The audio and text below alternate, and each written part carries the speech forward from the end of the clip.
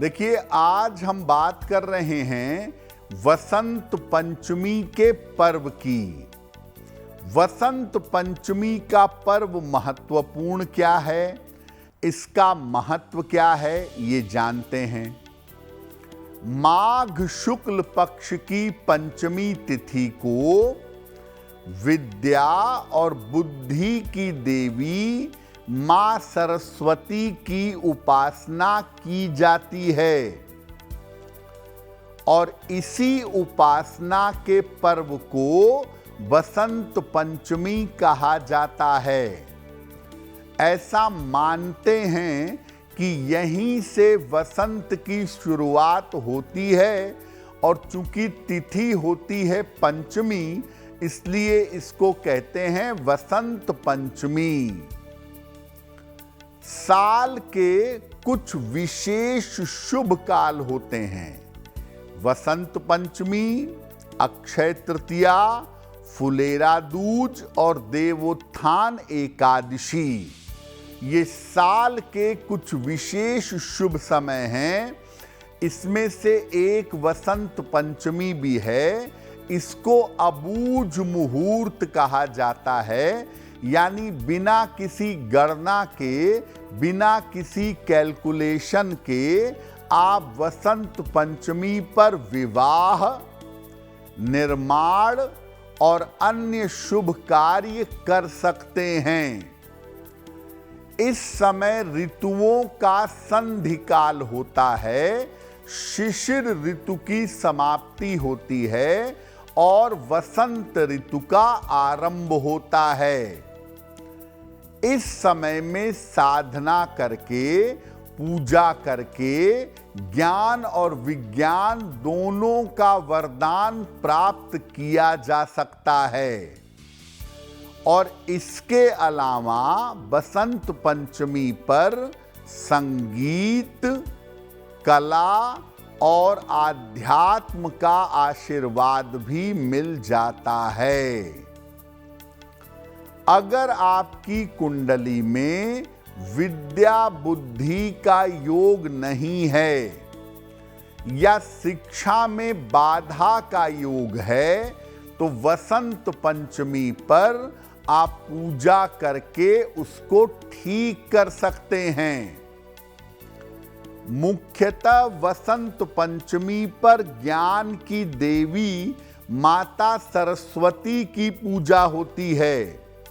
इसीलिए विद्या बुद्धि से संबंधित, ज्ञान से संबंधित और शिक्षा में सफलता के लिए वसंत पंचमी पर पूजा अवश्य करनी चाहिए। देखिए, वसंत पंचमी का पर्व बड़ा पवित्र पर्व है और इस पर्व पर अगर आप पूजा उपासना करें तो अपनी कुंडली के ज्ञान, विद्या और बुद्धि देने वाले ग्रहों को बेहतर कर सकते हैं। क्या उपाय करें? कुंडली में अगर बुध कमजोर हो गया तो निश्चित रूप से बुद्धि कमजोर हो जाती है, बुद्धि काम नहीं करती। ऐसी दशा में अगर आप वसंत पंचमी पर माता सरस्वती की उपासना करें, हरे फलों से, हरी वस्तुओं से उसको प्रसाद के रूप में ग्रहण करें तो आपको लाभ होगा। अगर बृहस्पति कमजोर हो गया तो डिग्री नहीं मिलेगी, विद्या प्राप्त करने में, ज्ञान प्राप्त करने में बाधा आएगी। ऐसे में बसंत पंचमी के दिन पीले वस्त्र धारण करके, पीले फूलों से, पीले फलों से माता सरस्वती की उपासना करें तो आपको ज्ञान की प्राप्ति होगी, विद्या की प्राप्ति होगी। अगर आपका शुक्र कमजोर है तो मन आपका बहुत चंचल रहेगा, मन एकाग्र नहीं होगा और करियर का सही चुनाव आप नहीं कर पाएंगे। ऐसी दशा में बसंत पंचमी के दिन माता की उपासना अगर आप सफेद फूलों से करें, सफेद वस्तुओं से करें तो बहुत लाभ होगा। ज्ञान और विद्या बुद्धि के 3 ही ग्रह हैं, बुध, बृहस्पति और शुक्र। इन तीनों को आप वसंत पंचमी पर माता सरस्वती की पूजा करके बेहतर बना सकते हैं। देखिए, वसंत पंचमी पर माता सरस्वती की उपासना मुख्य रूप से की जाती है। हालांकि इसे मदनोत्सव भी कहते हैं। इस दिन कामदेव की पूजा भी होती है और इसको एक तरफ ज्ञान का पर्व मानते हैं, दूसरी तरफ प्रेम का पर्व भी माना जाता है। तो माता सरस्वती की पूजा वसंत पंचमी पर कैसे करेंगे? बसंत पंचमी पर पीले, बसंती या सफेद रंग के वस्त्र या गुलाबी रंग के वस्त्र धारण करिएगा।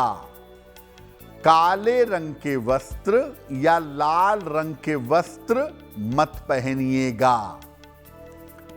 जब आप स्नान करके साफ वस्त्र पहन लें तो पूरब या उत्तर दिशा की ओर चेहरा करके पूजा की शुरुआत करिएगा। सूर्योदय के बाद के 2.5 घंटे या सूर्यास्त के बाद के 2.5 घंटे में आपको पूजा करनी चाहिए। इस कार्य को इसी समय में करना बेहतर होगा। माता सरस्वती को श्वेत चंदन और पीले और सफेद फूल अर्पित करेंगे। प्रसाद में मिश्री, दही और लावा, मखाना जिसको कहते हैं, ये अर्पित करेंगे। खीर बनाइए चावल की या मेवे की और इस खीर में जरा सा केसर मिलाइए। केसर मिला हुआ खीर अर्पित करना बहुत अच्छा होगा। जब आप सब चीजें अर्पित कर लें तब माता सरस्वती के मूल मंत्र का 1 माला, 3 माला, 5 माला, 11 माला जप करें। मंत्र होगा ओम ऐं सरस्वत्यै नमः। ओम ऐं सरस्वत्यै नमः। इस मंत्र का जप करिएगा। जप करने के बाद माता सरस्वती से विद्या और बुद्धि देने की प्रार्थना करिएगा और इसके बाद प्रसाद ग्रहण करिए, पूजा का समापन करिए। इस सरल तरीके से आप बसंत पंचमी पर माता सरस्वती की पूजा कर सकते हैं। अब अगर आप वसंत पंचमी पर माता सरस्वती की पूजा करते हैं तो किस किस तरह के लाभ हो सकते हैं, कौन से वरदान मिल सकते हैं? देखिए, जिन लोगों को एकाग्रता की समस्या है, जिनका मन एक जगह पर स्थिर नहीं होता है, वो वसंत पंचमी पर सरस्वती वंदना पढ़ें सुबह के समय में और इसके बाद रोज लगातार सुबह के समय सरस्वती वंदना पढ़ेंगे। या कुंदेन्दु तुषारहार धवला, या शुभ्र वस्त्रावृता, या वीणा वरदंड मंडित करा, या श्वेत पद्मासना। इस वंदना का पाठ करेंगे। माता सरस्वती के चित्र की स्थापना करें और उनका चित्र या उनकी छोटी सी मूर्ति आप अपने पूजा स्थान पर भी रख सकते हैं, अपने पढ़ने के स्थान पर भी रखें तो बेहतर होगा। ज्ञान, विद्या और बुद्धि का बीज मंत्र है ऐंग। एक पीले कागज पर लाल रंग से ऐंग लिख करके अपने काम करने की जगह पर लगा सकते हैं।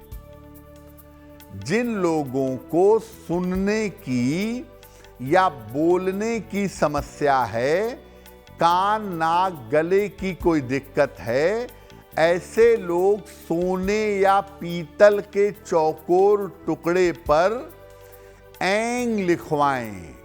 मां सरस्वती का बीज मंत्र ऐंग लिखवाएं और इसको अपने गले में पीले धागे में या चेन में धारण करें।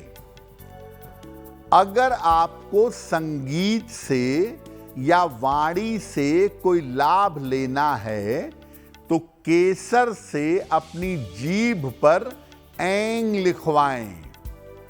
किसी धार्मिक व्यक्ति से या अपनी माता से लिखवाना अच्छा होगा। पहले जमाने में जब दीक्षा दी जाती थी तो दीक्षा के समय गुरु जो होते थे वो बालक की जबान पर ऐंग लिख देते थे।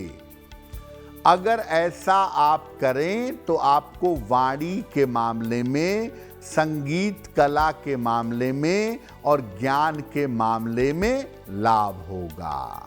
देखिए, वसंत ऋतु और वर्षा ऋतु जो होती है ना, वो उन्माद जन्य होती है, मन को भयंकर चंचल बना सकती है, बनाती है।